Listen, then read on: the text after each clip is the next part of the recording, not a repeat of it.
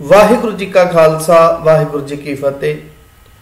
संगत जी, चल रही लड़ीवार विचार अर्थां सहित सहज पाठ की विचार के अंदर असी 6वें भाग के अंदर अज अजूनी शब्द की विचार करांगे।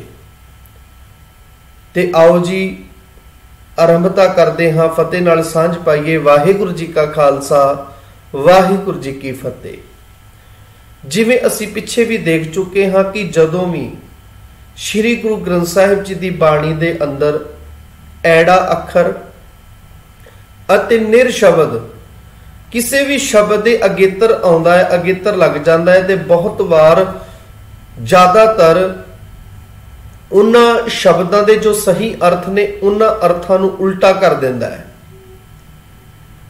इसे कारण करके ये शब्द अगेतर लग के उन्हां शब्दां दे अर्थां नूं उल्टा कर दिंदे ने। आप जी नूं वो प्रमाण दस चुके हाँ, ते अज असीं देखदे हाँ इत्थे जिहड़ा साडे कोल शब्द आया अजूनी, ये शब्द भी दो शब्दां दे मेल तो बनिया ऐड़ा जमा जूनी, जिसका अर्थ है जूना तो रहत, भाव के जिहड़ा जमदा मरदा नहीं, जिसका जन्म नहीं हुंदा। आप जी देखना करो गुरु ग्रंथ साहिब जी दे अंदर जदों भी जूना की गल आएगी, जिथे बाकी धर्मां ने जिहड़े वार वार ये जन्म मरण की गल की, शरीर तौर ते वार वार मनुख का इंसान का जन्म हुंदा है ते मौत हुंदी है। गुरु ग्रंथ साहिब जी इस नूं एक होर रूप देंदे ने कि मनुख दे अंदर जिहड़ी बिरती है ना, बिरती करके मनुख वार वार जमदा है, वार वार मरदा है। उदाहरण दे वजों एक छोटी जी गल कह के इशारा दे के अगे चलीए। इस मनुखा जन्म दे विच ही मनुख मनुख बन के नहीं रहिंदा, पशु वालियां बिरतियां इस दे अंदर आ जांदियां ने। ते गुरु ग्रंथ साहिब जी कहंदे ने उन्हां बिरतियां करके जैहो जी इस दी बिरती होई, जैहो जिहा इस दे अंदर अवगुण आ गया, उहदे मुताबक इहदी जिंदगी बन गई। लब कुत्ता, कूड़ चूड़ा, ठग खादा मुर्दार। गुरु साहिब जी ने इन्हां प्रमाणां नूं गुरु ग्रंथ साहिब जी दे विच दर्ज कीता है। करतूत पशु की मानस जात, लोक पचारा करे दिन रात। नाम मनुख है पर करतूतां पशु वालियां ने। गुरु ग्रंथ साहिब जी इस मनुख नूं एक इस इंसान नूं मनुख बनन वास्ते कहंदे है। वो जूना ते बाद दी गल है, उन्हां जूना दे विच जम्मना मरना ते बाद विच है। पहला असी इस मनुखा जन्म दे विच ही असी वार वार जम्मना ते वार वार मरना बंद कर दईए। कदी किसे बिरती वाला, कदी किसे बिरती वाला पशु साडे अंदर आउंदा है। सप दी बिरती वाली बिरती भी साडे अंदर आउंदी है, सप बन जांदे आ। इसे तरह जिस तरह गुरबाणी विच एक होर उदाहरण है, मरकट मुष्टि अनाज की मन बौरा रे। जे लालच आ गया बांदर वाली हालत हो जाती है। थोड़े जे दाणियां दे बदले शिकारी ने कुज्जे विच पा के जमीन विच दफन कर दिते ते उन्हां नूं जदों लैण लगदा है ते फड़िया जांदा है, गिरफ्तार हो जांदा है। इसे तरीके नाल गुरु साहिब जी उस परमात्मा का एक गुण दसदे ने कि रब जी अजूनी हन, जूना तो रहत हन, जूना विच नहीं आउंदे, जमदे मरदे नहीं। ते इस गुण तो इस मनुख ने भी एक गुण सीखना है। परमात्मा जी का इन्ना प्यारा गुण है कि परमात्मा जी जूना तो रहत ने, ते फिर मैं जूना तो रहत क्यों नहीं हो जाता। मैं जिहड़ा वार वार बिरतियां करके वार वार जमदा हाँ, वार वार मरदा हाँ, इस तरह क्यों हुंदा है। मैं अपने आप नूं परमात्मा नूं, अकाल पुरख नूं, निरंकार नूं क्यों नहीं समर्पित कर दिंदा ते हमेशा लई इन्हां जुनियां तो आजाद हो जांदा। अजूनी पाठ कर लगे संगत जी असीं एक गलती कर दिंदे आ। इत्थे पाठ करदे आ आजूनी, ऐड़े नूं कन्ना लगा दिंदे आ, जिस दा सिद्धे तौर ते अर्थ ये बनदा भी जूना विच आ जाओ। जदों कि कन्ना लगा के पाठ नहीं होएगा, बिना कन्ने तो पाठ करना है, पाठ किया जाएगा अजूनी। रब जी जूना तो रहत हन, रब जी वार वार जमदे मरदे नहीं, ते जो जन्म मरण विच नहीं आउंदा उस शख्सियत नूं अजूनी कहा जाता है। यह भी एक गुण है परमात्मा जी का। जिथे रब जी अजूनी हन, जूना तो रहत हन, नाल ही एक होर बड़ा प्यारा गुण है, असी उस गुण की भी नाल ही विचार कर लीए। सैभं,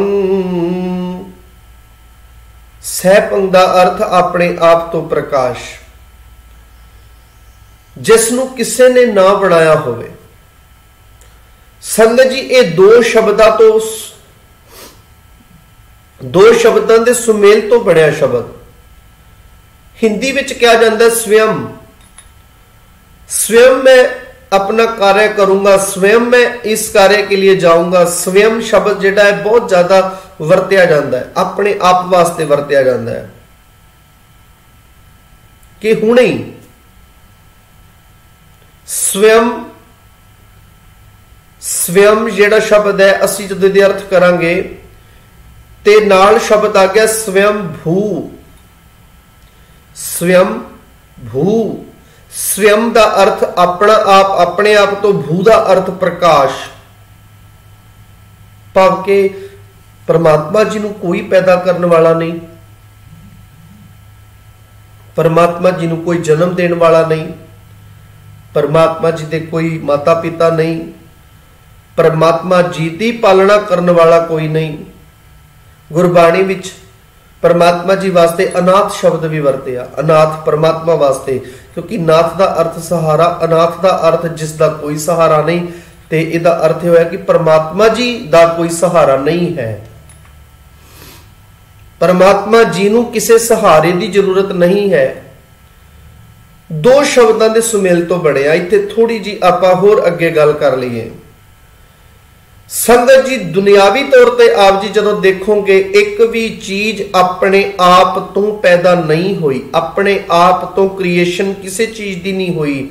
असी जिस चीज की भी पैदाइश वेखदे हां, उपज देखते हां, बनतर देखते हां, उस नूं पैदा करने वाला कोई दूसरा है, उस नूं बनाउण वाला कोई दूसरा है। जिस तरह सूरज की रोशनी सूरज तो बनी, रोशनी अपने आप नहीं बनी। जिस तरह जिहड़ी अग है वो अपने आप तो पैदा नहीं हुई, अपने आप प्रगट नहीं हुई, अपने आप नहीं पैदा होंदी, किसी दूसरी चीज तो पैदा होंदी है, बनती है। जिस तरह कोई भी दुनियावी चीज कह लो, गड्डियां, कारां, मोटरसाइकिल, ट्रैक्टर, किसी भी चीज की गल कर लो आप जी, इस तरह असी सवाल कर सकते हैं कि दुनिया की अजिही कोई चीज का नाम दसो जिस नूं पैदा करने विच, बनाउण विच किसी दूसरे का साथ नहीं, किसी दूसरी चीज का कोई सहयोग नहीं। वो चीज अपने आप तो बनी है, अपने आप तो। किस चीज का नाम लवांगे? हर एक नूं पैदा करने वाला कोई दूसरा है।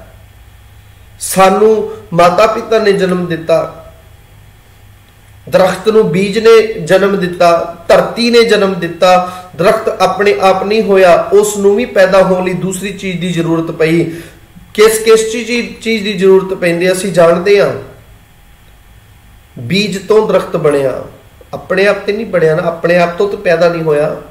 बीज तो फिर धरती, उस बीज नूं धरती विच पाया गया, फिर वो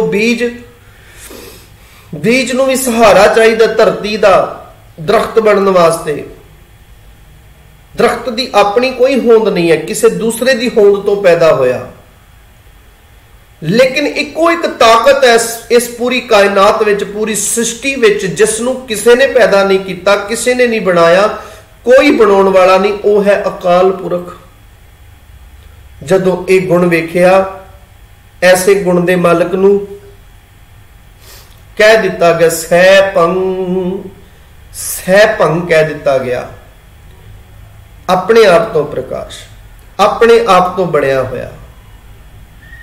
किसी ने सवाल किया कोई अजिही चीज का नाम दसो कि जो परमात्मा नहीं बना सकता। परमात्मा एक चीज है जो परमात्मा कदी नहीं कर सकता।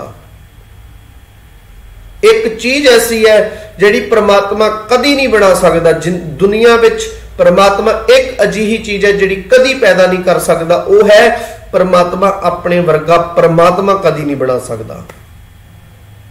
परमात्मा अपने वर्गा दूसरा परमात्मा नहीं बना सकता। परमात्मा वर्गा परमात्मा आप है, क्योंकि अपने आप तो ही पैदा होया है, किसी ने नहीं बनाया, कोई बनाने वाला नहीं, कोई पैदा करने वाला नहीं। आओ जी इथों तक असीं अज अजूनी अते सहभंग दी विचार कीती। आप सब संगतां दा बहुत बहुत धन्नवाद है। समय की समाप्ति। वाहिगुरू जी का खालसा, वाहिगुरू जी की फतेह।